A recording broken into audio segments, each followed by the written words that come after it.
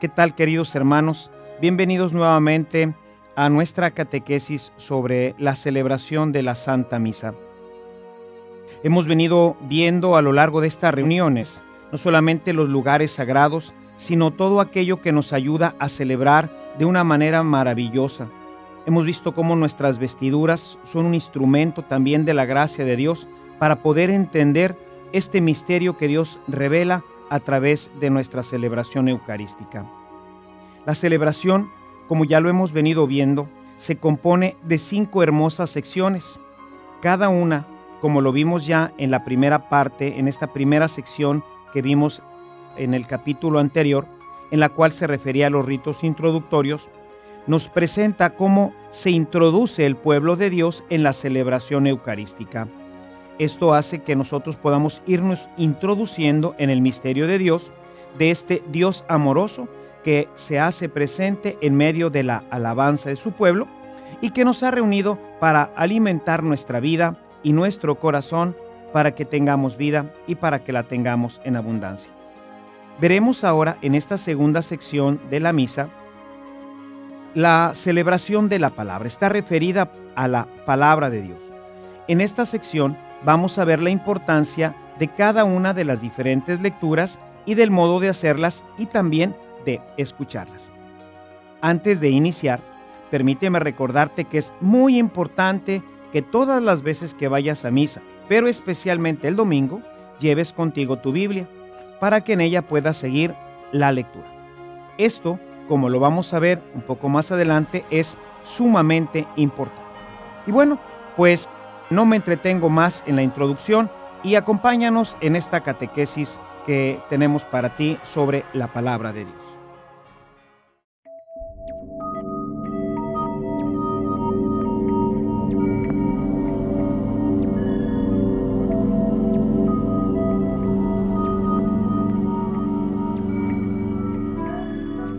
Una vez que hemos terminado lo que llamamos los ritos iniciales, entonces ahora todo mundo nos sentamos.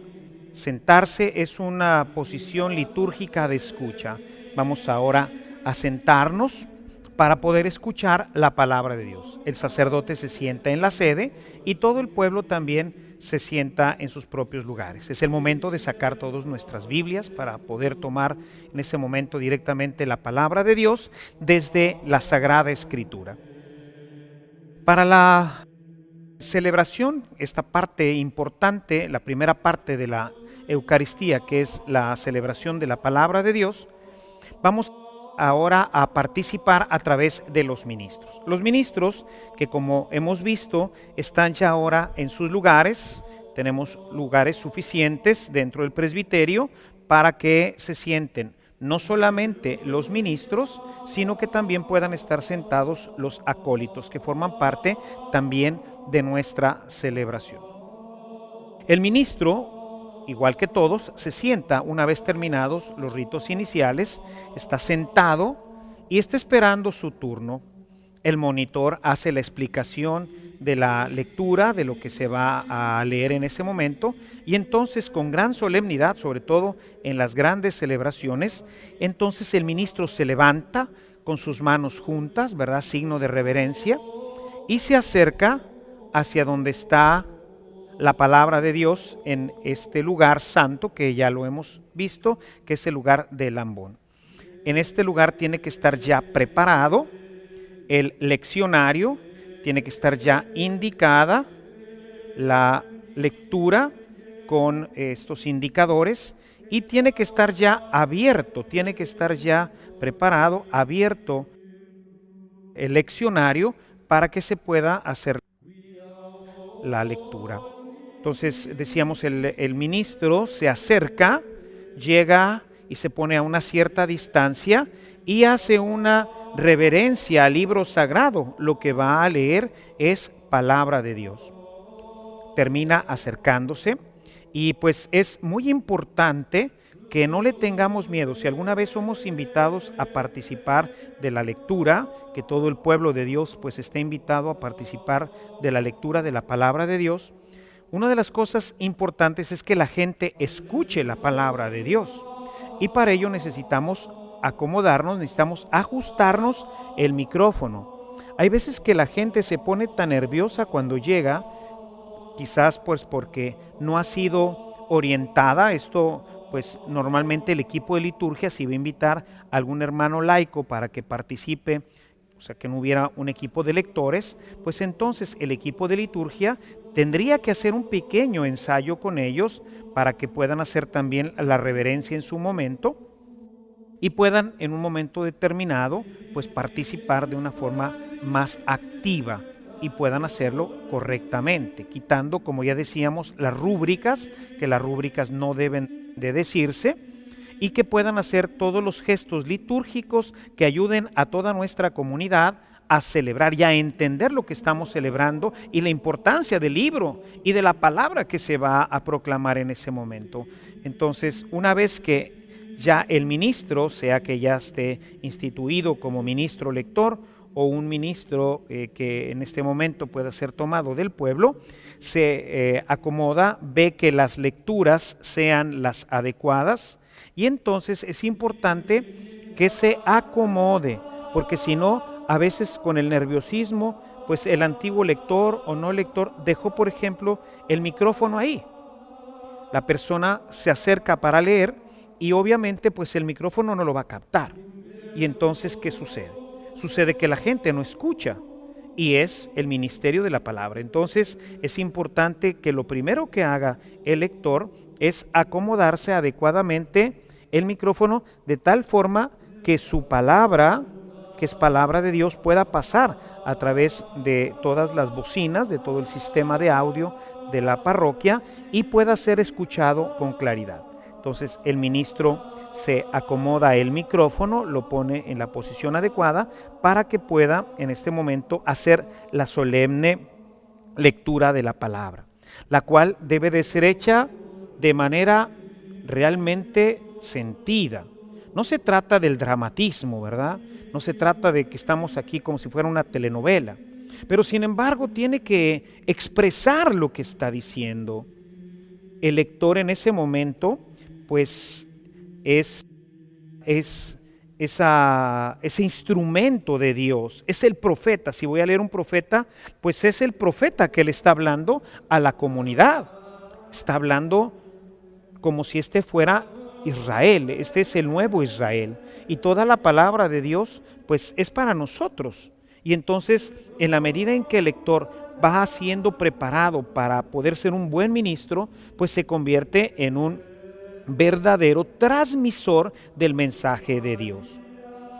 Es importante que al iniciar y al final, después de anunciar la lectura, hay un pequeño momento en el que la gente pueda hacerse consciente del libro que se va a leer. Por ejemplo, si voy a leer al profeta Jeremías, lectura del libro del profeta Jeremías. Momentito, un espacio para que la gente pueda en ese momento comprender y ubicarse. Ah, muy bien, es Jeremías. Normalmente, por ejemplo, aquí en nuestra parroquia que usamos la Biblia normalmente, pues desde la hojita dominical la gente ya seleccionó su lectura y entonces en el momento en que nos sentamos, mientras el monitor está haciendo la preparación a la palabra, la gente se ubica en los textos sagrados y entonces puede irlo siguiendo, pero lo va siguiendo junto con una voz que está realmente personificando al profeta. Y entonces empieza su lectura, una lectura hecha despacito, sentida, como quien está asumiendo en su vida el papel de aquel que estaba en aquel tiempo hablándole al pueblo, que puede ser un profeta, que puede ser el salmista, etc. Pero tiene que ser de manera que la gente pueda recibir por todos sus sentidos. Lo está viendo en su texto bíblico, lo está escuchando a través de quien está haciendo la lectura de la palabra de Dios, y entonces, bueno, pues todo esto va haciendo que la gente se penetre de esta palabra.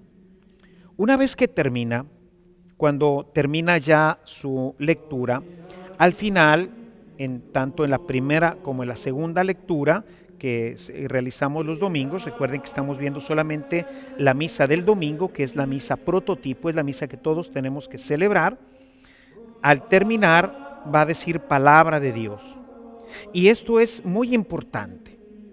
Es en la Sagrada Escritura, como decía, oráculo de Yahvé. ¿Qué es lo que está diciendo? Cuando está diciendo oráculo de Yahvé, es decir, esto que les acabo de decir no lo acabo de inventar, sino que esto es palabra de Dios. Es como para darle realmente sentido y que pues nos caiga realmente, como decimos, nos caiga el 20, o sea, realmente entendamos, comprendamos que lo que acabamos de escuchar es un mensaje de Dios para todos nosotros. Entonces es muy conveniente, ¿verdad? Por ejemplo, en este texto que tengo delante de mí, de Isaías, la última parte la leo. Dejen de hacer el mal, aprendan a hacer el bien, busquen la justicia, auxilien al oprimido, defiendan los derechos del huérfano y la causa de la viuda. Se levanta y como quien gritara, ¿no? No lo grita, pero lo dice solemnemente. Palabra de Dios. O sea, es un momento en el que me hace caer en cuenta que todo esto que acabo de escuchar me lo acaba de decir Dios directamente a mí. Y entonces todos decimos, te alabamos, Señor. O sea, nosotros ahora respondemos, todos respondemos. Pero es porque hemos comprendido, ha entrado a nosotros claro este mensaje. Y por eso decimos, te alabamos, Señor. Enseguida, pues se retira de la misma forma como lo hizo al principio, haciendo reverencia al libro sagrado y regresa nuevamente a su lugar y se sienta. Es muy conveniente que haya un pequeño momento entre cada uno de los lectores, porque eso le da oportunidad a nuestro pueblo de ir asimilando. Muchas veces nuestras celebraciones son tan rápidas, tan aceleradas, que no alcanzamos a captar nada. La celebración se convierte simplemente en algo que vinimos a oír, algunos gestos a hacer sin comprender, sin saber, sin asimilar. Y por eso es que la Eucaristía, que es el centro y culmen de toda la vida cristiana, se convierte en un rito banal del domingo en donde salimos igual de vacíos que como entramos. Pero eso es porque no le damos espacio a cada uno de los momentos, porque no conocemos cada uno de los signos de la Eucaristía. Si nosotros damos un momentito entre cada uno de los lectores, 5, 10 segundos, y entonces eso le da oportunidad a la gente en ese silencio que se va creando después de haber dicho palabra de Dios que nos simbra, es Dios quien ha hablado conmigo. Entonces ahora yo, con una conciencia más clara de lo que estoy ahora haciendo, pues en ese momento puedo ya pues darme cuenta, y en ese momento, bueno, pues doy un momentito, un espacio. Están todos los lectores, la gente está en ese momento escuchando, está en un momentito pequeño de meditación, y entonces el siguiente lector, que en este caso será el salmista, se levanta y se dirige nuevamente hacia el ambón, hace su reverencia y nuevamente el salmo. El salmo puede tener diferentes formas de realizarse. Es esencialmente un canto. Todos los salmos son cantos. Por lo tanto, es sumamente conveniente que el salmo sea, en la medida de lo posible, sea cantado. Si no se puede hacer cantado, pues entonces se puede hacer en su forma responsorial. Para ello, pues es muy importante que no solamente lo tenga el lector el salmo, sino que el salmo también lo tenga toda la asamblea. Esto, pues, en la forma en que nosotros tenemos nuestra liturgia establecida, los liturgistas han tomado pequeñas secciones y ellos las han acomodado de diferente forma en cada uno de los salmos, de manera que es difícil seguirla directamente en nuestras Biblias. Esto necesitamos tenerlo siempre en nuestra hojita dominical. Y es muy importante que el pueblo tenga en su hojita dominical lo que va a responder, porque si no, pues no lo va a poder responder. Cuando esta parte responsorial la va a hacer el coro, es importante que el coro ya haya ensayado con el salmista antes de misa. Por eso es importante no llegar a última hora a la misa, porque pues ya nos perdimos el ensayo, ya no sabemos qué es lo que va a desarrollarse dentro de nuestra celebración. Por eso la gente que llega inmediatamente al inicio o ya iniciada, pues está fuera de contexto. ¿Cuánto tiempo nos vamos a tardar en serenarnos, en pasar de la agitación del mundo para entrar en el contacto de Dios? Debemos de estar listos para nuestra celebración al menos 5 o 10 minutos antes ya en el templo.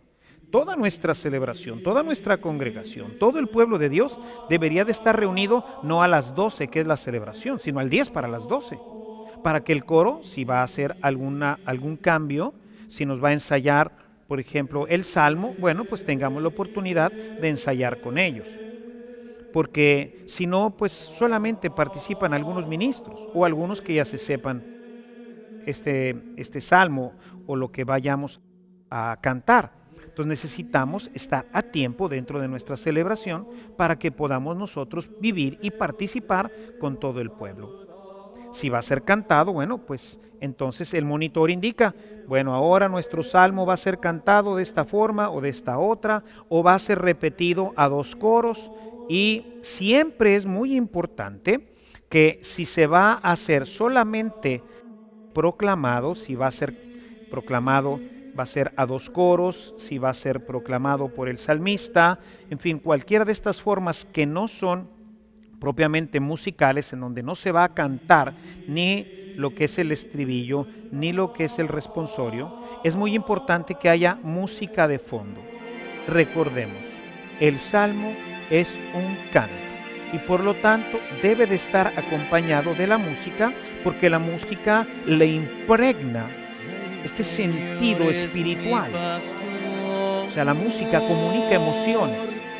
Y nosotros con el salmo estamos respondiendo a la palabra de Dios. Es una forma de responder a la palabra de Dios que acabamos de escuchar.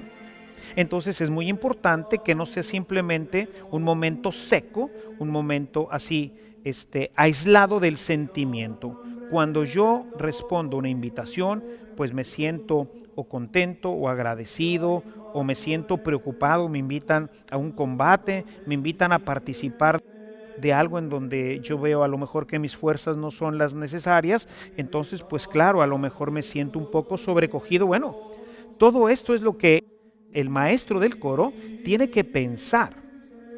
Las celebraciones no se improvisan, las celebraciones se preparan. El equipo de liturgia, nuestro equipo celebrativo, va preparando junto con todos los ministros la celebración, de tal manera que la celebración pues sea algo preparado, en donde todo mundo podamos realmente participar activamente y en donde podamos ir jugando con los diferentes elementos litúrgicos que nos permite la celebración eucarística. Si nosotros no preparamos, pues entonces todo nos va a ir saliendo, pues como decimos los mexicanos, alá y se va. No, el maestro del coro, que ya sabe cuál es el salmo que se va a cantar o que se va a leer o que se va a proclamar, que se va a proclamar a un solo coro, que se va a proclamar a 2 coros, que va a usar un estribillo, que se va a cantar la antífona, que no, que se va a cantar todo el salmo. Bueno, todo eso él ya lo ha preparado. Y entonces toda esa información se la pasa al monitor para que el monitor le diga a la asamblea, ahora en este momento del salmo, cómo vamos nosotros a participar de esta oración. ¿Sí? Es una oración cantada con la cual nosotros respondemos a la palabra de Dios. Una vez que termina el salmo, en cualquiera de las formas en que se haya hecho, pues entonces el salmista se retira. De la misma forma, nuevamente se retira haciendo una pequeña reverencia y sin prisa, solemnemente, regresa nuevamente a ocupar su lugar que ya tenía. Da nuevamente un momento de espacio para el silencio, ¿verdad? Ese silencio sagrado que debe de existir siempre en nuestras celebraciones. Y entonces el último lector, que va a ser la segunda lectura, entonces él se levanta nuevamente, hace reverencia, se aproxima al texto sagrado y hace nuevamente la lectura. Al terminar, hace nuevamente la reverencia y termina y se retira. Con esto se termina esta primera parte de la lectura de la palabra de Dios para dar ahora paso a la lectura del Santo Evangelio. Para esto, para la lectura del Santo Evangelio, vamos a tener nuevamente la procesión del incienso y el sacerdote sentado en la sede va a recibir el incienso. Importante, como ves, son todos los signos que vamos viviendo dentro de nuestra liturgia. Muy particularmente los signos que anteceden o preceden a los momentos importantes. Uno de ellos, pues, es precisamente la proclamación del Evangelio, en donde vamos a escuchar la palabra del mismo Jesús. Es por ello que el diácono o el sacerdote se preparan con esta asignación para que su mente, sus labios y su corazón queden consagrados al Señor. Anteriormente, la instrucción general del misal romano no preveía que el pueblo hiciera nada, simplemente una pequeña reverencia y después escuchara reverente y atentamente la palabra de Dios. Sin embargo, recientemente la Congregación para el Culto y la Disciplina de los Sacramentos prescribió que junto con el sacerdote, el pueblo también se signara. Esta asignación, como la hemos visto, puede hacerse de las dos formas. Puede hacerse de la forma simple, o sea, solamente haciendo esta asignación no repetimos en el nombre del Padre, del Hijo y del Espíritu Santo, sino simplemente trazamos una cruz, que es lo que ha estado insistiendo mucho su Santidad Benedicto XVI, como un elemento que nos identifica como cristianos y también como un signo de protección. O lo podemos hacer de la forma completa, haciendo la asignación en nuestra mente, en nuestros labios y en nuestro pecho, de tal manera que nosotros busquemos también tener la misma intención que el sacerdote, es decir, pedir al Señor que, como voy a escuchar la palabra de Dios, pues proteja mi mente, que una vez que la escuche pueda yo también proclamar en su momento la palabra del Señor y que esta palabra permanezca en mi corazón para que la pueda vivir. Importante pues entonces este signo. Pero bueno, pues vamos a continuar. Vemos entonces qué interesante y qué importante es que conozcamos todos estos signos, todos estos elementos de nuestra celebración para que la podamos vivir de una manera más plena. Pero bien, volvamos nuevamente a nuestra catequesis. La última parte de nuestra celebración de la palabra es quizás la más importante porque vamos ahora a escuchar directamente la palabra de Jesucristo. El sacerdote sentado aquí en la sede, como estoy ahorita, recibe ahora el incensario nuevamente para incensar la palabra de Dios. Igual que siempre, el sacerdote recibe el incienso y lo pone en el incensario y lo bendice. El acólito se retira y se prepara para recibir en ese momento al sacerdote. El sacerdote se pone pie, salen los ciriales, que son los que van a servir como de insignia, ¿verdad? Para darle pues toda la importancia. Como hemos venido diciendo, pues lo importante son los signos dentro de la Eucaristía. Entonces, cuando nosotros vemos que salen dos ciriales y se va a hacer la solemne proclamación de la palabra de Dios, pues esto le indica a la gente que lo que vamos a vivir en este momento, pues es algo todavía más importante. Una vez que pone incienso en el incensario, el sacerdote junto con los demás ministros se levanta. El pueblo ya está de pie en cuanto empieza a cantarse el Aleluya, que es un canto pues festivo, alegre, que nuevamente ya nos indica el canto del Aleluya, que lo que sigue es algo verdaderamente importante. La gente está de pie. ¿Por qué estamos de pie? Estamos ahora de pie porque nos recuerda el camino del Éxodo, Dios habla al pueblo y lo invita a seguirlo, lo invita a caminar con él.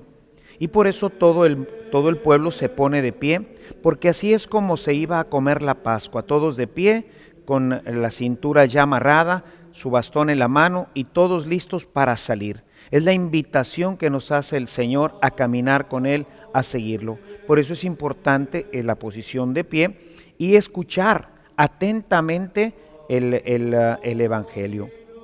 Y bueno, pues mientras está cantando el Aleluya, todo el pueblo junto con el coro, junto con el Ministerio de Música están entonando el canto de Gloria.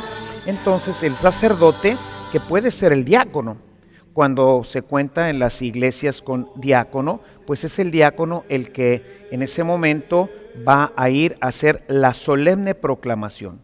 Para ello, el diácono se acerca al obispo o al sacerdote, que es el presidente de la celebración, se pone delante de él y inclina su cabeza para recibir la bendición.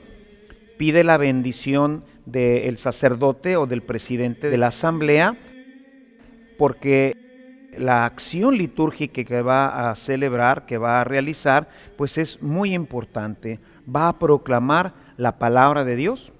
Por eso, en ese momento, el obispo o el presidente le dice, mientras le está dando la bendición, le dice que la palabra del Señor esté en tu boca y en tu corazón para que puedas anunciar dignamente la palabra de Jesucristo.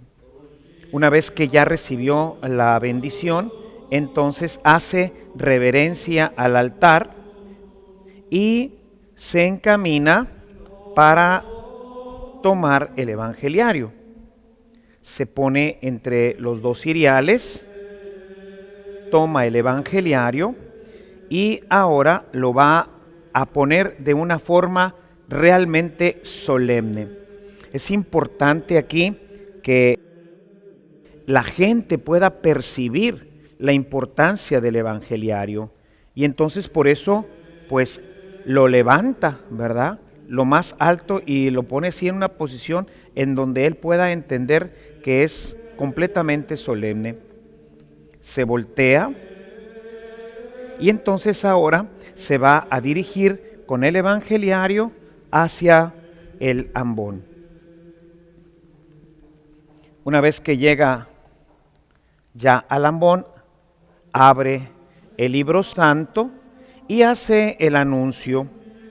Empieza anunciando qué es lo que vamos a hacer. Anuncio de la buena noticia de nuestro Señor Jesucristo, o anuncio del Evangelio, o solemne proclamación de la palabra de Dios, o solemne proclamación del Evangelio, y va a decir quién es el autor, escrita por San Juan, escrita por San Marcos, etc.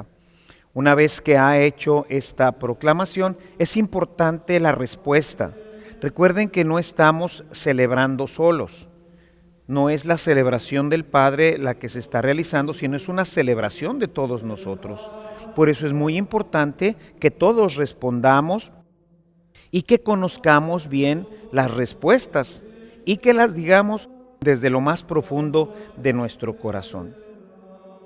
El sacerdote, una vez que hace esta invitación a escuchar la palabra de Dios, en ese momento va a asignar el Evangelio, que es como si tratara de tomar y llevarse hacia sus labios, ¿verdad?, hacia su corazón, hacia su mente, esta palabra. Y entonces hace una asignación sobre el texto sagrado y después se va a asignar él. Va a hacer una señal de la cruz en la frente mientras dice que tu palabra esté en mi mente. Luego se signa la boca, esté en mis labios, y se signa después el pecho, que esté también en mi corazón. Esto es lo que hace. Generalmente la gente no sabe esto y entonces por imitación, porque pues muchas de las cosas que vamos aprendiendo dentro de nuestra celebración las vamos haciendo por imitación. Vemos que el Padre lo hace y entonces nosotros pues hacemos lo mismo. ¿Y qué es lo que hacemos generalmente? Generalmente pues lo que hacemos es que pues nos vamos a persinar. Y entonces la mayoría de la gente está diciendo: por la señal de la Santa Cruz de nuestros enemigos, líbranos, Señor Dios nuestro, en nombre del Padre, del Hijo y del Espíritu Santo. Amén. ¿Cómo aprendimos a hacerlo? Generalmente en el catecismo, que es la asignación completa, haciendo una señal de la cruz en la frente, una señal de la cruz en la boca y una señal de la cruz en el pecho, para que en esta forma catequética que aprendimos cuando éramos pequeños, pues el Señor protegiera nuestras mentes, nuestros labios y nuestro corazón, y pues de esa forma son todos estos signos catequéticos que nos ayudan a entender mejor esta participación de Dios en nosotros. Sin embargo, no es el signo litúrgico del pueblo de Dios.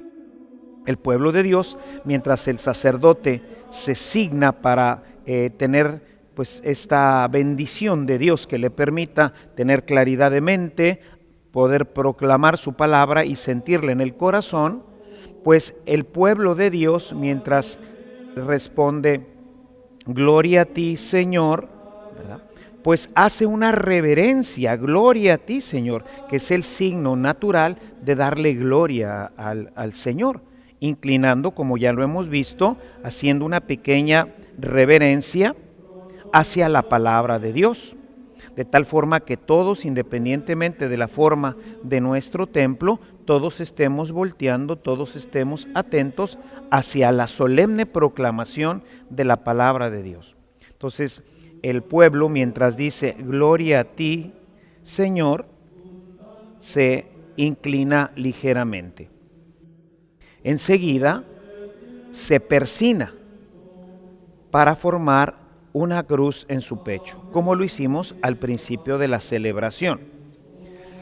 Si alguien pues quiere hacer la asignación completa, lo puede hacer, pero pues en ese caso repita lo mismo que está haciendo el sacerdote: que tu palabra esté en mi mente, en mi boca y en mi corazón. O sea, como una señal, como un signo de recepción a la palabra de Dios, pero no decir como la mayoría de la gente hace, que está pensando que el sacerdote está haciendo el mismo acto catequético que nosotros aprendimos cuando éramos pequeños, de decir: por la señal de la Santa Cruz de nuestros enemigos, líbranos, Señor Dios nuestro, en el nombre del Padre, del Hijo y del Espíritu Santo. Amén. Pues ese no es un signo litúrgico apropiado para este momento. Lo apropiado es hacer una pequeña reverencia mientras decimos gloria a ti, Señor, y en cuanto nos levantamos, persinarnos. Entonces son signos, elementos importantes. Uno de los errores frecuentes y que pues denota que no estamos muy claros en algunos elementos de nuestra celebración es que la respuesta a esta primera invitación del sacerdote cuando proclama, ¿verdad?, qué es lo que vamos a escuchar, proclamación del Santo Evangelio según San Marcos, y la gente dice gloria a ti, Señor, y se persina. A veces se confunde porque al final, cuando termina el diácono o el sacerdote diciendo palabra del Señor, respondemos gloria a ti, Señor Jesús, porque hemos ya escuchado la palabra de Cristo. Y entonces ahora respondemos a Jesucristo que acaba de hablarnos, gloria a ti, Señor Jesús. Y es muy frecuente en nuestras celebraciones que cuando el diácono o el sacerdote hace el anuncio de la solemne proclamación del Evangelio, la gente responda ya todo una mezcla de gentes. Unos están diciendo gloria a ti, Señor, y otros están diciendo gloria a ti, Señor Jesús. Unos se están persinando, otros se están santiguando, en fin, hay toda una confusión en todo esto. Por eso es importante que nosotros tengamos bien claros todos los elementos de nuestra liturgia para que podamos celebrar muy fructuosamente esta celebración dominical. Entonces, cuando el sacerdote o el diácono anuncian lectura, proclamación, anuncio de la buena noticia de nuestro Señor Jesucristo, el pueblo responde gloria a ti, Señor, y mientras dice gloria a ti, Señor, se inclina, hace una pequeña reverencia y en señal de recibir la palabra de Dios para una especie, digamos, de apertura, siempre en esta comunión con Cristo, pues entonces hacemos esta asignación en nuestro cuerpo, marcando claramente, como ya lo decíamos al inicio de nuestra celebración, marcando claramente la señal de la cruz. Una vez que se ha hecho el anuncio, entonces el sacerdote o el diácono se voltea para tomar el incensario, y ahora, como tenemos la palabra de Dios, que es Cristo mismo, por eso todos estamos de pie ante el Señor Jesús, entonces ahora va a hacer la incensación, pero va a ser, como ya explicábamos un poquito esto, ahora va a ser tres golpes triples, o sea, como para indicar santo, santo, santo, y 3 veces esto. Es para que el pueblo comprenda que estamos directamente ante la palabra de Jesucristo. Es Jesucristo mismo quien está en este libro. Hace entonces la incensación, devuelve el incensario, y ya que devolvió el incensario, entonces ahora de una forma pues profunda, teniendo clara conciencia de que está siendo así como una bocina, permítanme la expresión, él está siendo el medio a través del cual la palabra que está contenida en el libro ahora se hace expresión concreta.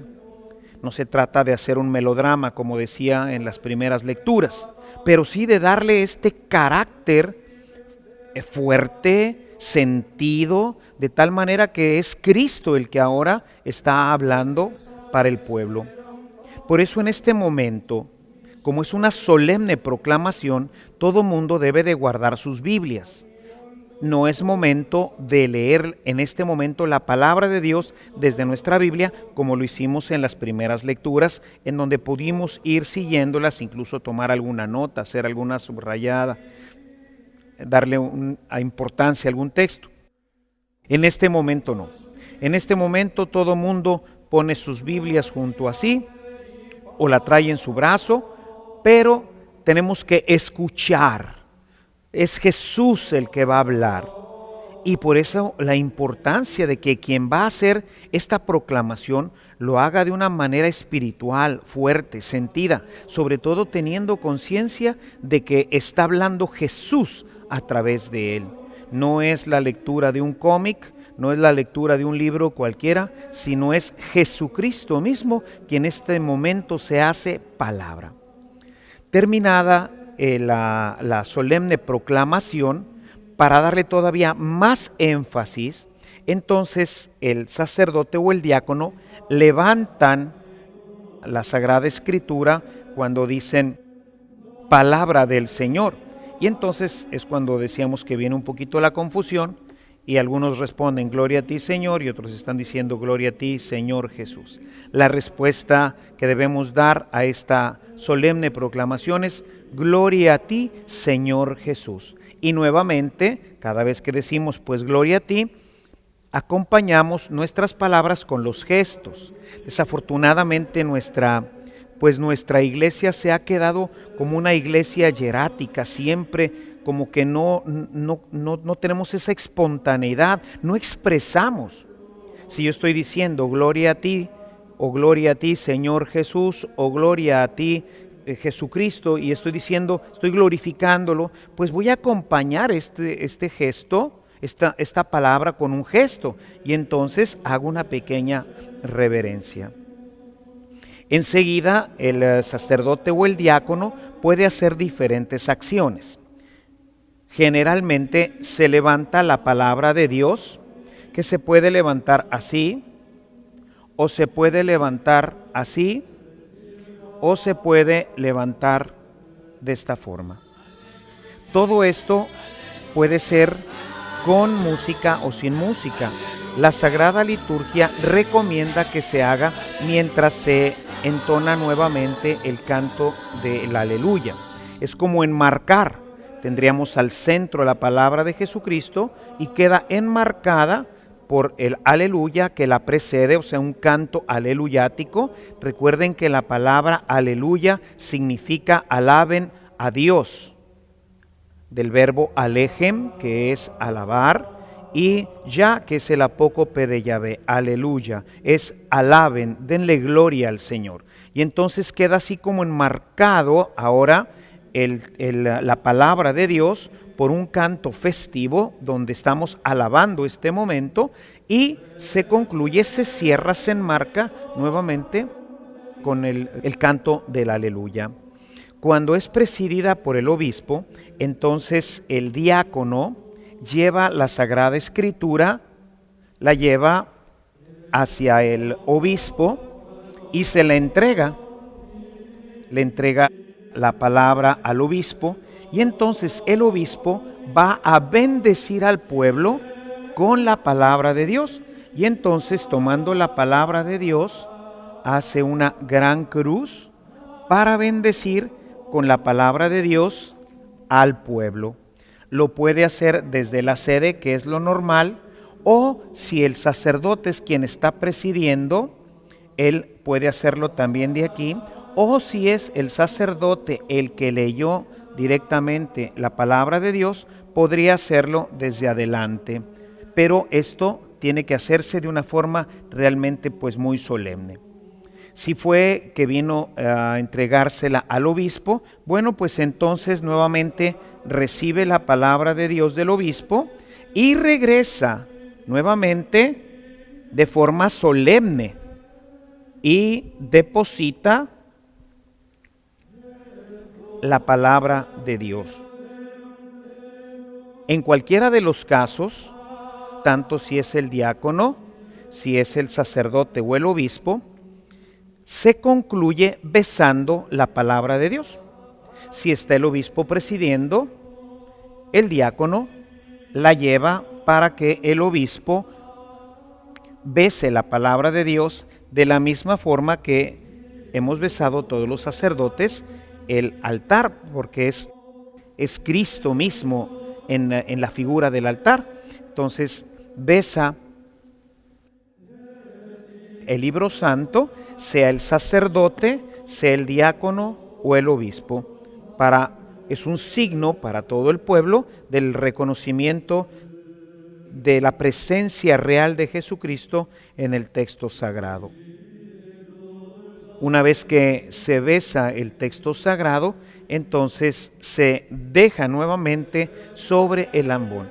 En algunas iglesias, pues dejan luego ya el texto sagrado en otra parte, y pues no debe de ser. Esto, valga ahorita la pena hacer el comentario, solamente se hace con el evangeliario. No debe de hacerse, dice el ritual romano, que no debe de hacerse con el leccionario.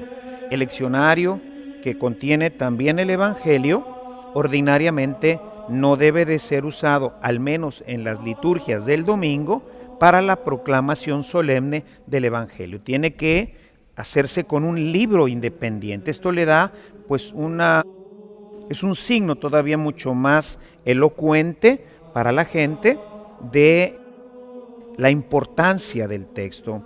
A veces tenemos que, pues se hace esto solamente con el leccionario, y no debe de ser hecho con el evangeliario.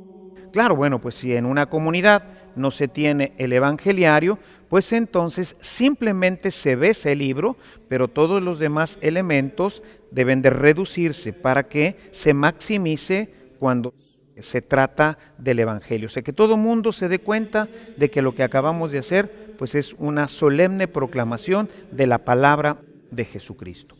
Con esto se cierra este momento, y esto da inicio a la homilía. Para la homilía, que le es propia al sacerdote o al diácono, puede hacer la homilía directamente desde el ambón, que es el lugar de la palabra de Dios, y es donde ordinariamente lo hace la gente. Puede ser desde la sede. Generalmente los obispos, si ustedes ven una celebración papal, van a ver que el Santo Padre dirige su homilía directamente desde la sede, porque en la sede es, como ya lo explicábamos cuando veíamos los lugares, es donde el presidente dirige su mensaje a la asamblea. Es el lugar, digamos, de la palabra de Dios. Desde ahí se hace la catequesis. También por eso se llama cátedra. El lugar de la sede, decíamos, se llama también cátedra porque desde ahí se imparte la instrucción para todo el pueblo de Dios. Sin embargo, puede hacerse perfectamente, lo prevén las normas litúrgicas, directamente desde el ambón, que es el lugar de la palabra de Dios, o bien puede uno pues moverse un poco aquí en el presbiterio, sobre todo ahora que contamos ya con los micrófonos inalámbricos.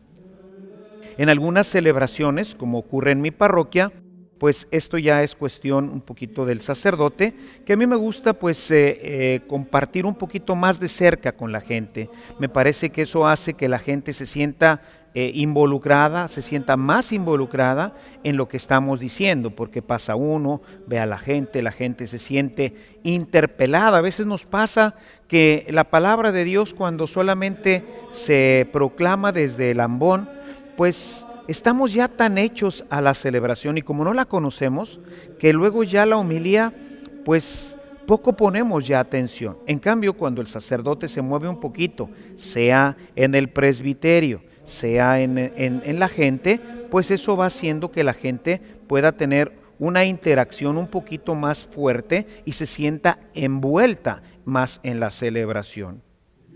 Es el momento de tomar notas.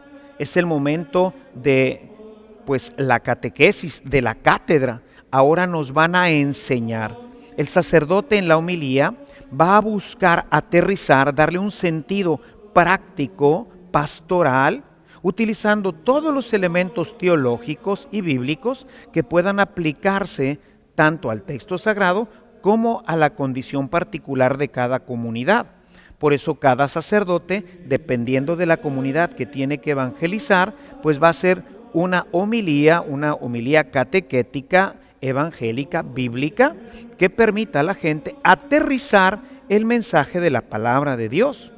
De tal forma que cuando yo salga de la experiencia de la homilía, hayan quedado en mí algunas ideas que puedo yo empezar a poner en práctica en mi propia vida. Importante que pueda yo tomar algunas notas, porque por más que nosotros tratemos de retener todo lo que nos dice un sacerdote durante su homilía, es realmente difícil.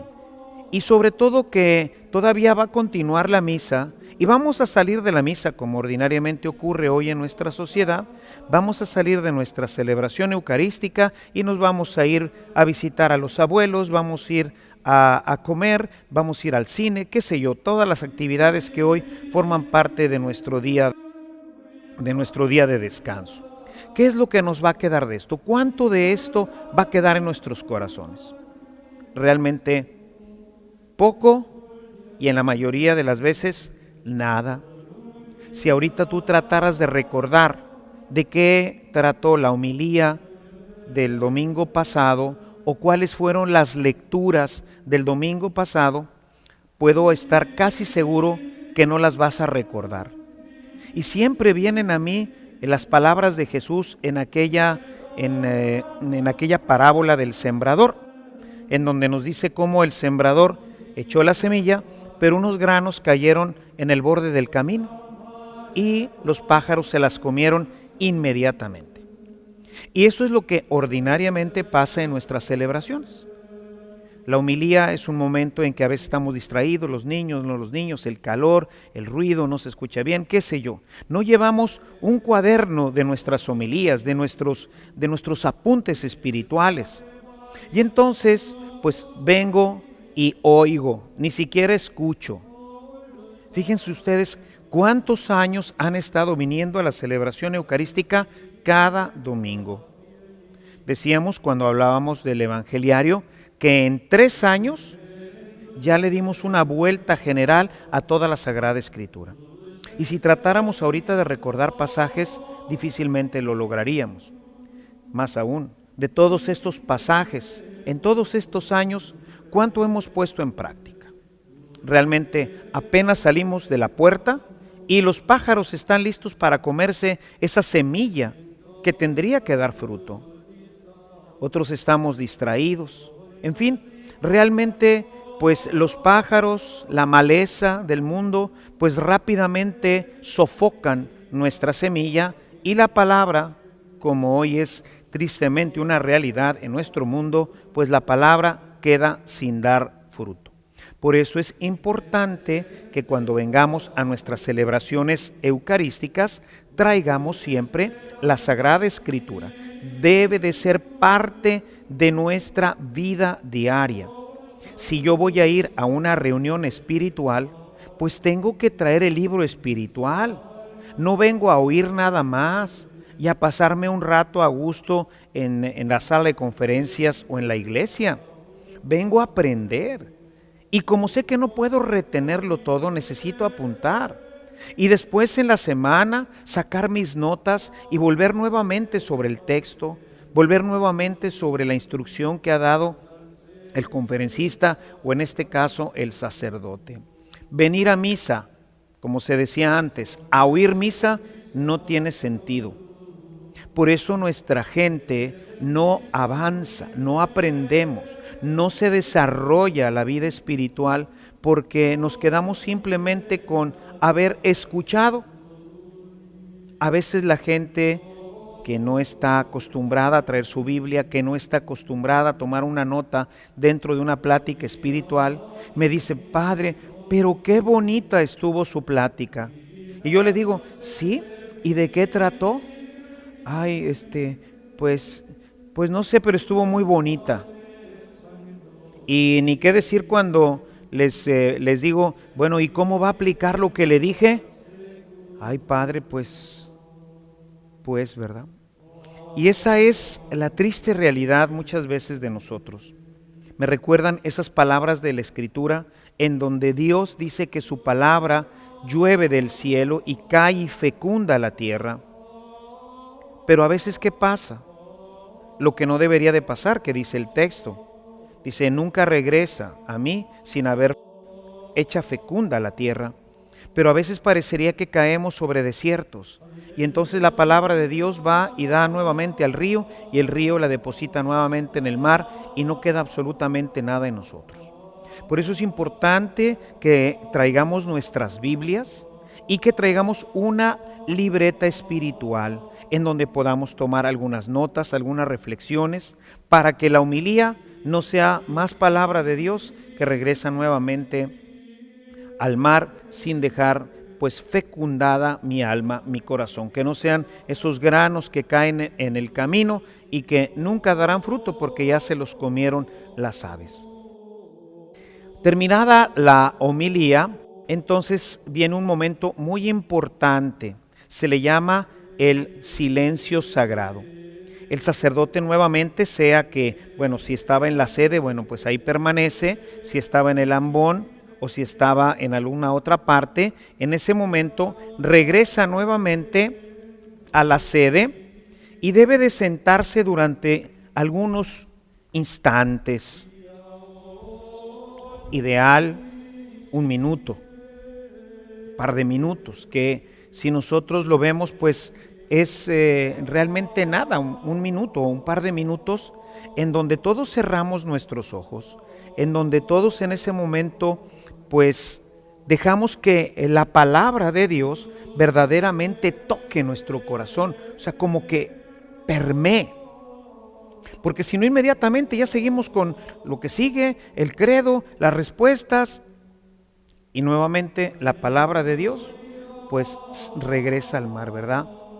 La capturan los ríos, esos lugares áridos, y nunca llega a dar fruto, ¿no? La liturgia prevé este momento después de la homilía, un momento de silencio.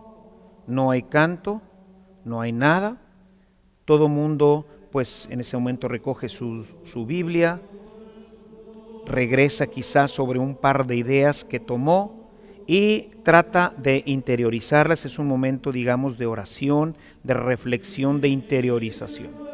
un minuto, no es mucho. Sin embargo, las prisas a veces en nuestras celebraciones, ¿verdad? Que ya tenemos la siguiente celebración inmediatamente y pues eso no nos ayuda mucho hoy en las grandes comunidades en donde tenemos 10, 12 misas en algunas parroquias, ¿verdad? En donde pues terminamos una cosa y otra y otra y otra. Y esto incluso para nosotros los sacerdotes pues nos convierte todo esto en un acto mecánico, cuando debe de ser una gran celebración.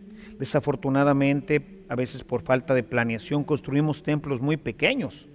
Deberíamos de haber pensado en nuestras comunidades modernas y haber construido templos de 2, 3 mil gentes para no tener que tener 10 o 12 celebraciones. Si tuviéramos templos en donde cupieran 3, 4 mil gentes o 2, 3 mil gentes, pues a lo mejor tendríamos 1 o 2 celebraciones y cada celebración pudiera durar 1 hora, 2 horas, 3 horas. Porque finalmente pues el domingo pues es el día del Señor, todo está consagrado a Él, de manera que no tenemos otra cosa que hacer más que esto. Todo lo demás Él nos lo regala, Él nos da también la oportunidad de pues disfrutar con nuestra familia, porque eso es algo que Él quiere, que también descansemos. Pero sin embargo pues es el momento de estar con Él. Pero sin embargo, tenemos una misa, otra misa, otra misa, otra misa, otra misa, otra misa, y entonces pues este momento no existe. Y entonces el sacerdote inmediatamente que terminó de predicar, inmediatamente se levanta y hermanos, vamos a proclamar nuestra fe y seguimos rápidamente, todo atropellado, la gente responde atropelladamente y un momento fundamental en la semana que es la Sagrada Misa, la liturgia sagrada, pues se convierte en parte de estas premuras, de estas urgencias de nuestro día. Importante entonces, en la medida de lo posible, esto pues no depende de nosotros como pueblo de Dios, sino depende del sacerdote y pues de situaciones pastorales que a veces él mismo no puede controlar adecuadamente, porque imaginen ustedes en una comunidad en donde tengan un templo como el de nosotros, aquí caben casi 800 personas en cada celebración eucarística, pero la comunidad de la Santa Cruz no es una comunidad muy grande. Acuden generalmente a celebrar alrededor de unas 2.600, 2.700 gentes. Tenemos una celebración en el sábado, ya en la víspera, que ya es parte de la celebración dominical, y 4 celebraciones el domingo, separadas entre una y otra por media hora, de tal manera que tenemos una misa, nos da la oportunidad de tener una celebración que pueda durar entre 1 hora y 1 hora 15 minutos. Pero imaginen ustedes un templo como este, que es un templo, digamos, más o menos grande, pero en una comunidad en donde no haya como en esta, que vienen 2 o 3 mil gentes a celebrar, sino comunidades en las que van 10 o 12 mil gentes a celebrar. Pues ahí el sacerdote, en una comunidad como esta, pues no puede tener 4 misas, tiene que tener al menos 8 misas o más misas para poder servir a la comunidad, porque no caben en el templo. Y entonces eso hace que el sacerdote tenga que poner las misas todas pegaditas para poder cubrir el espacio de tiempo en el que la gente puede venir a celebrar. Obviamente, pues eso hace que la celebración sea pues mucho más rápida y que perdamos fácilmente el sentido profundo y propio de la celebración eucarística. Situaciones lamentables que hoy desafortunadamente pues en la práctica son una realidad, no siempre querida por la iglesia, no siempre querida por el mismo sacerdote que celebra, pero que se ve, voy a decirlo de esta forma, obligado a celebrar así. Entonces, bueno, al menos tener conciencia y en la medida de lo posible, pues ir rescatando lo más que podamos, al menos en signos, en elementos, y qué bueno sería que también lo pudiéramos hacer en tiempo para que nuestra celebración sea cada vez más rica y más profunda. Y bien, pues hemos terminado así esta sección, que es, como veíamos, una segunda sección, ya es una sección larga. Después de haber visto los ritos introductorios, hemos terminado la sección que se refiere a la palabra de Dios. Vamos ahora a ver una siguiente sección que algunos liturgistas llaman la parte central de la celebración, pues está referida a la celebración eucarística, en la cual, mediante las palabras y los signos que dice y realiza el sacerdote, se hará presente entre nosotros de manera maravillosa, el Señor Jesús, en cuerpo y sangre. Esta es la tercera gran sección de nuestra celebración y nos va a elevar realmente a la presencia de Dios. Nuestro templo, de una forma magnífica e increíble, se va a convertir ahora en un pedacito de cielo. Los ángeles inundarán nuestro templo y resonarán sus cantos de alabanza al hacerse presente en medio de nosotros el Señor de los cielos con toda su majestad y todo su poder.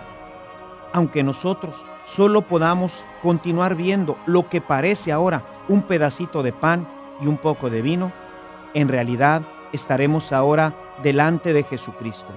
Es su cuerpo y su sangre. Es el cuerpo y la sangre del Señor que ha resucitado, de Jesús que se hace presente ahora entre nosotros para acompañarnos, como Él lo prometió, toda nuestra historia hasta la consumación de los siglos. Vamos pues a continuar. Acompáñanos para conocer cómo se va preparando y cómo llega a su culmen este maravilloso milagro que ocurre entre nosotros. Acompáñanos. El sacerdote termina este momento sagrado, un minuto, medio minuto, bueno, lo que se pueda rescatar, y entonces se pone de pie e invita a la comunidad para que se haga la profesión de fe. La profesión de fe se puede hacer de tres formas, básicamente. La primera forma, que es recitando o proclamando nuestra fe usando el credo que se llama de los apóstoles. Es un credo corto. Ordinariamente este credo se utiliza durante las celebraciones de la Pascua, porque nos hace entrar en comunión muy cercana con aquella primera comunidad, recitando lo que recitaron nuestros padres en la fe al inicio del cristianismo. En la Pascua, que es nuevamente revivir todo este espíritu, todo este ambiente festivo de la resurrección del Señor, el proclamar el credo que llamamos de los apóstoles, pues nos revive esta experiencia de la primera comunidad. El otro credo que tenemos es un credo más amplio. Se fue componiendo a lo largo de los años en diferentes concilios y por eso se le llama el credo niceno-constantinopolitano, que es un credo más largo en donde las verdades de la fe se expresan de una forma un poquito más amplia y entonces es un credo un poco más largo. Es el credo que hoy en día generalmente se recita o se proclama en la mayoría de nuestras celebraciones eucarísticas. Y existe una tercera forma que tiene que ver con nuestro bautismo. Como es una solemne proclamación de nuestra fe, podemos, especialmente en algunos domingos de la Pascua, el utilizar la forma bautismal, en donde es el sacerdote quien hace las preguntas. ¿Creen en Dios Padre Todopoderoso, Creador del cielo y de la tierra? Sí, creo. Y así va preguntándole a la gente sobre estas verdades de la fe, si las cree. Cuando se hace esto es muy importante que respondamos de forma personal. Sí creo, porque yo soy el que creo, no es sí creemos, es una respuesta que yo doy directamente de mi fe. ¿Creen en Dios Padre Todopoderoso, Creador del cielo y de la tierra? Sí creo. Y además debe de ser hecha así, como dicen, ¿verdad? Con enjundia, con fuerza. O sea, yo creo en esto.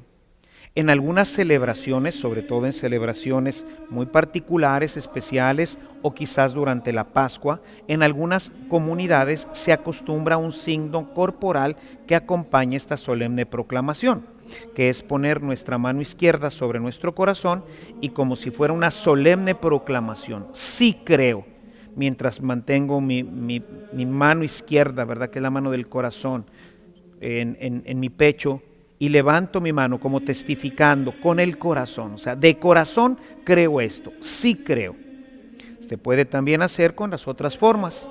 Todos estos son elementos litúrgicos, son riquezas de nuestra liturgia que pueden ser utilizados en diferentes momentos de nuestro ciclo litúrgico. Todo esto pues obviamente forma parte de este desarrollo que se prevé para cada una de las celebraciones, tanto con el equipo celebrativo como con el sacerdote o el diácono o todo el equipo que va a ir desarrollando cada una de nuestras liturgias.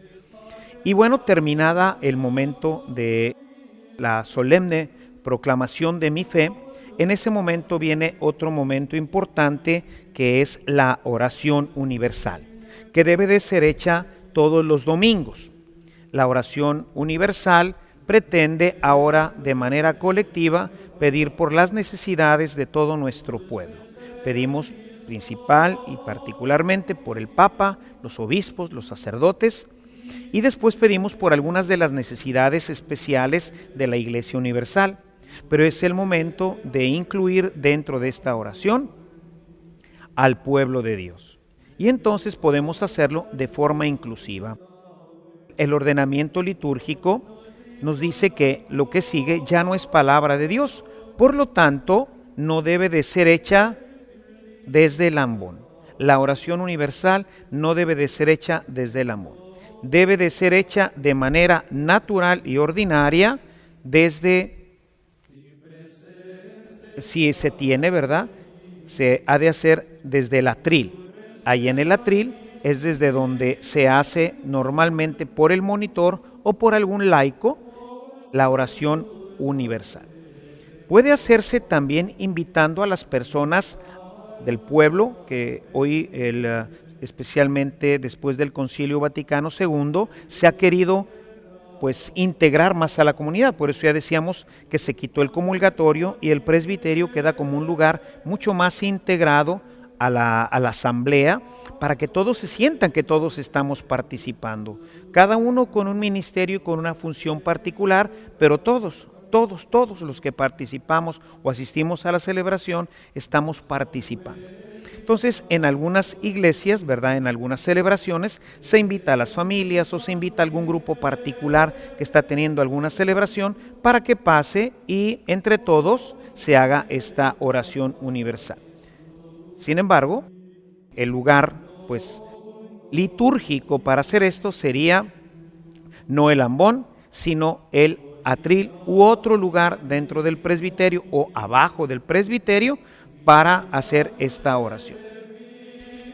Y entonces la oración que hemos venido haciendo todos la concluye el sacerdote, invocando como siempre a la Santísima Trinidad, que se cierra con el amén de todo el pueblo, ese amén sentido, ese amén fuerte que nos indica este deseo de que todo esto que acabamos de pedir, cuando decimos amén, Señor, cúmplelo, realízalo, creemos en ti, confiamos en ti. Y con esto se cierra el primer gran bloque de nuestra celebración eucarística, que es la celebración de la palabra. Ritos iniciales, celebración de la palabra, que concluye con la oración universal. Y de aquí en adelante empezamos el segundo gran bloque de nuestra celebración eucarística, que es propiamente ya la celebración de la Eucaristía. Y bien, entre la celebración de la palabra y la celebración eucarística vamos ahora a tener lo que se llama un impasse, es decir, un momento en el que hay una cierta preparación en la que todavía no estamos en el siguiente momento, que sería ya el inicio de nuestra celebración propiamente de la Eucaristía, y ya dejamos por otro lado la parte de la palabra de Dios. Este momento es importante porque aquí van a ocurrir dos cosas fundamentales. La primera es, vamos a realizar ahora la colecta. Vamos ahora a tener la oportunidad de participar económicamente. Antiguamente, en este momento, se presentaba a la iglesia, se presentaba al altar los dones del campo. La gente en este momento ofrecía al Señor, recordando cómo se hacían las ofrendas votivas en tiempos de Israel, y entonces, bueno, pues la gente en este momento traía la harina con la que después se haría el pan, presentaba las uvas con las cuales después se haría el vino, o traían ya el vino preparado, o ya traían las hogazas de pan ácimo, y bueno, con eso se celebraba la Eucaristía. Así se hacía en los primeros años de la iglesia. Pero también pues recordemos que el sacerdote come de la ofrenda del pueblo, como está marcado en el Levítico. De tal manera que el sacerdote también en este momento, pues bueno, recibía en aquel tiempo, pues recibiría una vaquita, recibiría un chivito, recibiría manzanas, en fin, todo lo que la gente en una cultura agrícola pues aportaría. Con el paso del tiempo, pues obviamente todo esto fue pues desapareciendo. Entramos ya a una época en que la cultura agrícola pues desapareció de nuestras celebraciones en general, y pues mucho más ahora en las celebraciones de las grandes ciudades. Y eso se fue trasladando a una ofrenda económica. Desafortunadamente caímos en un vicio de llamarle limosna. Ahora vamos a pasar la limosna. Y parecería que el sacerdote fuera un limosnero, o que lo que yo le estoy dando es para el sacerdote exclusivamente. Y esencialmente es una ofrenda al altar, es una ofrenda a Dios, de la cual come el sacerdote. Pero la ofrenda no es al sacerdote, la ofrenda es a Dios. Y por eso debemos de pensar claramente que Dios no es ningún limosnero, porque el sentido de la limosna generalmente, como lo consideramos hoy, es dar lo que me sobra. Y generalmente, ¿qué es lo que hacemos en nuestras celebraciones eucarísticas? Generalmente metemos nuestra mano a la bolsa y buscamos las monedas que estén ahí. A veces, pues, hasta las de menos valor, dándole al Señor realmente lo que me sobra, unas cuantas moneditas. Esto no es correcto. Se le llama ofrenda. El momento de la Eucaristía que se vive en este momento se llama presentación de ofrendas. Y las presentación de ofrendas no son solamente el pan y el vino, que es el que se va a consagrar, sino la presentación de ofrendas es la ofrenda del pueblo con la que se convierte esa ofrenda económica, se transforma en el pan y en el vino, que obviamente en las comunidades modernas pues no solamente se transforman en el pan y en el vino, sino se transforman en todo lo necesario para nuestros templos y para la sustentación de quienes comen del altar, que en una parroquia moderna pues no nada más es el sacerdote. Por ejemplo, en nuestra parroquia de la ofrenda del pueblo pues tienen que comer las familias del que hace el aseo, del sacristán, tienen que comer las secretarias, la notaria, tiene que comer el chofer, toda la gente que hace posible que la estructura se mantenga. De esta ofrenda pues se paga la luz. Y por ejemplo, en una parroquia como esta o en climas cálidos o muy fríos, pues se necesita de la calefacción, y pues todo eso obviamente que cuesta. Y entonces, bueno, pues podríamos tener un templo en el que pues no es posible sostener el consumo de la energía eléctrica porque no hay suficiente ofrenda, porque la gente sigue sacando 2, 3 pesitos, 5 pesitos, 8 pesitos, ¿verdad? Y pues eso no hace que esto se pueda mantener. Y esto es porque pensamos que se lo damos al señor cura, porque pensamos que se lo damos a la iglesia, y luego pensamos, no, y la iglesia tanto que tiene, y luego pues vemos este lugar así todo bonito y con aire acondicionado, y decimos, pues ¿para qué? Yo con los 20 pesos que ponga, pues con eso es suficiente, ¿verdad? Y digo 20 pesos por decir mucho, hay gente que no pone ni los 20 pesos. Entonces, ¿con qué se mantiene todo esto? Se mantiene con la ofrenda. Si todo esto es bonito es porque la gente ha ofrendado, porque finalmente la ofrenda es para esto. La ofrenda es para tener bancas, es para tener corriente eléctrica, es para tener servicios de agua, es para tener que el sacerdote pueda comer. Dice, no, pero con eso compró su carro, ¿sí?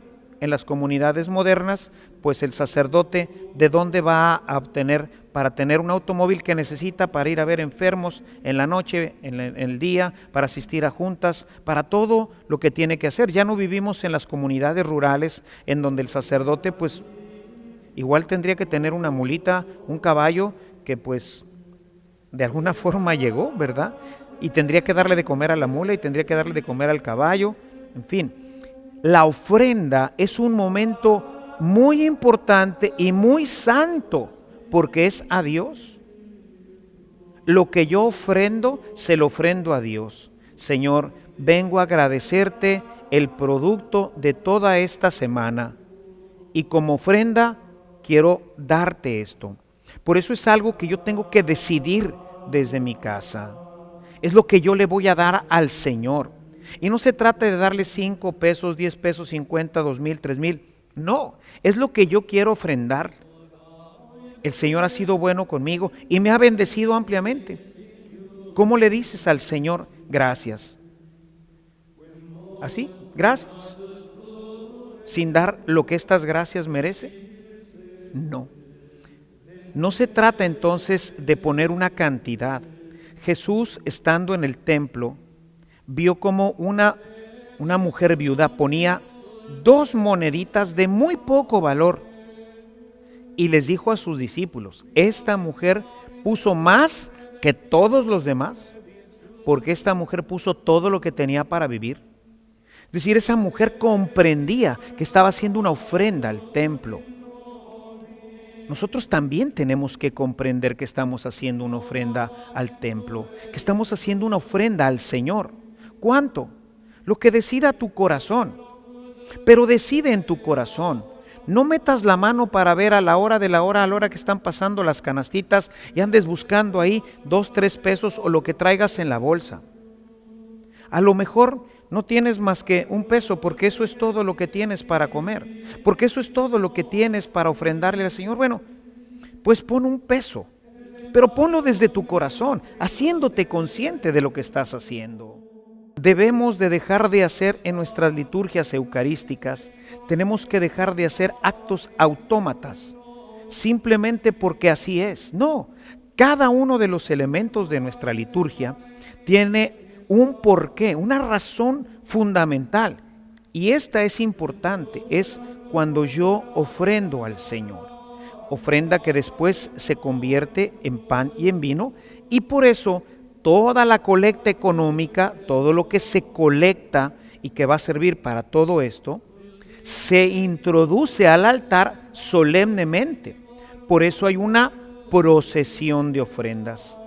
La procesión de ofrendas que primero viene precedida por el pan y el vino, que son las ofrendas ciertamente propias que vamos nosotros a consagrar en el altar. Pero después se colecta en algunas ocasiones, primero se hace la colecta económica y avanzan juntos el pan y el vino junto con la colecta económica. En algunas otras celebraciones, como es el caso de nuestra parroquia, primero vienen las ofrendas del pan y del vino para recordarle a la gente que es el momento de la ofrenda y que esa ofrenda se va a convertir precisamente en el pan y en el vino. Se hace la colecta, pero es importante que la colecta económica no pase como en algunos lugares en donde pasa así, como se dice, despichaditamente por otro lado y viene y se deja y se avienta en una alcancía. Eso le quita el sentido de la ofrenda al altar. Entonces la ofrenda, una vez colectada, entra también en procesión exactamente igual como entró la ofrenda del pan y del vino. El sacerdote, de la misma forma que vino a recibir las ofrendas del pan y del vino, ahora recibe la ofrenda económica. Recibe la ofrenda económica, ¿verdad?, dándole gracias a Dios que ha sido generoso a través de su pueblo y pidiendo que la bendición siga abundando en las casas de aquellos que generosamente contribuyen para el sostenimiento de la casa de Dios. Toma la ofrenda y la pone junto al altar, en alguna parte del altar. No hay un lugar específico para poner la ofrenda. Se pone en alguna parte del altar porque es la ofrenda del pueblo que, igual que el pan y el vino, que ahora están ya sobre el altar, bueno, pues aquí no lo ponemos sobre el altar porque no es el lugar propio, pero junto al altar es la ofrenda propia, para que no se quede nada más en la parte monetaria, en la parte pecuniaria. Tenemos que volverle a dar un sentido espiritual, religioso a nuestra parte económica. Dios no necesita de nuestra ayuda económica. Sin embargo, es una forma nosotros de decirle: Señor, esto es lo que me diste, esto es lo que hoy yo te entrego. En el Antiguo Testamento se nos habla de la institución del diezmo, en la que en un momento determinado pues valdría la pena reflexionar. No es este espacio el apropiado para reflexionar sobre el tema del diezmo, pero está conectado directamente con la ofrenda dominical. Es lo que nosotros aportamos a Dios. El Señor pedía que fuera el 10%, nos quedamos con el 90% y el 10% era para Él. Era para su templo, era para las necesidades de los sacerdotes, que hoy en día pues esto se convierte en bienes para los pobres. La primera comunidad nos dice que todos ponían lo que tenían al servicio de la iglesia. Cuando dice lo ponían a los pies de los apóstoles, lo ponían al servicio de la iglesia, y dice que no faltaba nada a nadie, porque todo se distribuía entre todos. Entonces nuestra ofrenda dominical, una parte va también para los pobres, para las personas necesitadas. Otra parte pues va para el sostenimiento de la iglesia y otra parte va para la evangelización, para que podamos pues propagar el evangelio. Todo y cuesta. Si voy a hacer un folletito, pues me cuesta. Y si voy a ver quién lo va y lo entrega, pues eso va y me cuesta. Y si necesito tener evangelizadores de tiempo completo, pues eso me cuesta. ¿Y eso quién lo paga? Eso lo pagamos todos.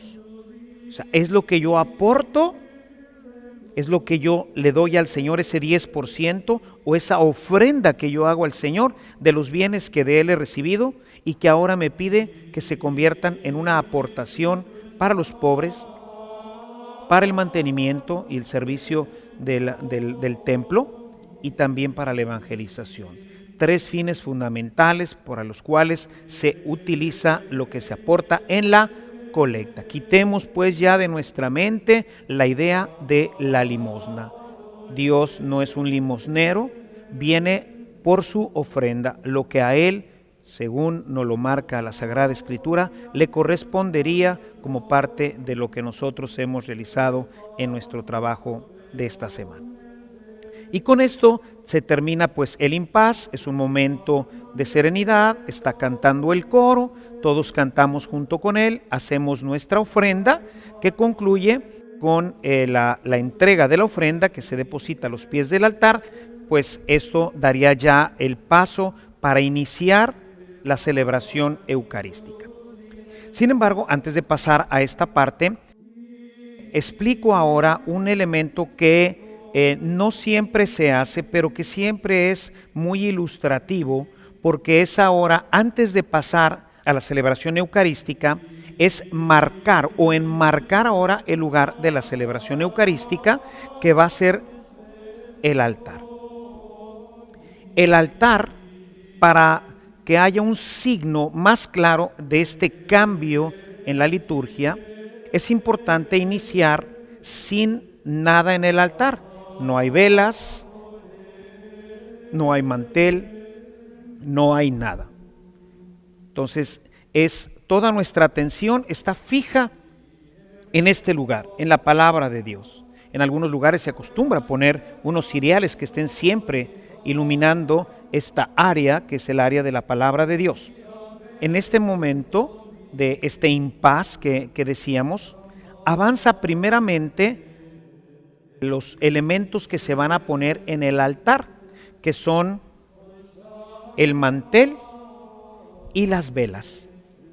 Las velas que pueden ser 1, 2, 3, 4, 5, que pueden estar sobre el altar, que pueden estar en el piso, que pueden estar en cualquier parte. Entre más grande la celebración, pues habrá que poner más luces, más fiesta, pero bastaría con que hubiera una vela, que es el signo de la presencia de Cristo resucitada. Es este Jesús que en el cirio pascual nos da esa experiencia de la luz que tiene que estar siempre presente en nuestra celebración eucarística. Y entonces avanzan los cirios que van a presidir, las velas que van a estar en el altar, y también se viste el altar para entender que ahora lo que vamos a vivir tiene que ver con una comida y con un sacrificio. Y por eso este detalle enmarca muy bien el principio de la siguiente parte, que es ya propiamente la celebración eucarística. Suben los ministros, visten el altar, le ponen las luces y dejan todo listo para que inicie ahora sí este momento importante de la celebración eucarística. Y bueno, hermanos, pues así llegamos al final de esta catequesis, después de haber visto en esta última sección este tema tan importante que es el tema económico. Hemos querido detenernos para hacer una catequesis un poquito más larga sobre este elemento de nuestra celebración, que muchas veces lo consideramos solamente bajo el aspecto económico, el aspecto del dinero, es poner un poco de dinero en la canasta. Y como lo hemos visto, el aspecto de la ofrenda o el aspecto de nuestro diezmo es un elemento realmente espiritual, ayuda a fortalecer nuestra fe. Y bueno, pues terminada esta sección que llamamos Impas, este momento de presentación de ofrendas, pues llegamos así al final de esta catequesis. Estamos ahora ya listos para iniciar el misterio de la Eucaristía. Te esperamos en nuestra próxima reunión, en la que, antes de iniciar con los ritos de la Eucaristía y con el favor de Dios, conoceremos los vasos sagrados que se usan en nuestras celebraciones. Hasta la próxima. Que Dios te bendiga.